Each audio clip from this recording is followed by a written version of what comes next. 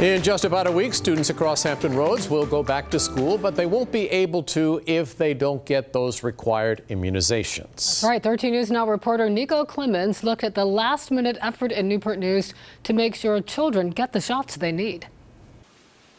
The clock's ticking on back-to-school vaccinations. It's very important. Courtney Knopf knows how important it is for her daughter to get all her required shots. With school right around the corner, I do think more parents need to give their kids shots. I caught up with Knopf at the Peninsula Health Center in Newport News. Her 4-year-old daughter just got her Tdap shot. Did it hurt? No. Last year, hundreds of public school students in Norfolk weren't able to start school on time because they did not have up-to-date immunizations. Certain vaccinations can help not get certain sicknesses that are going around the schools. We've seen in the past this week and next week are usually the two busiest weeks at the health center. Last year, during the week of August 21st, nurses at both Hampton and Newport News health centers gave vaccinations to 200 kids at each locations. During that same week in 2016, nurses at the Newport News Health Center gave vaccinations to 230 kids. Parents like Knopf say they won't take any chances. The big trend right now is non-vaccination,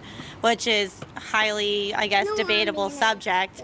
However, getting shots helps prevent diseases that have been almost eradicated for years. Listen, there's still time for your child to get their vaccinations before school starts next week. I'm going to post all that information on our website, 13newsnow.com. In Newport News, I'm Nico Clemens, 13 News Now.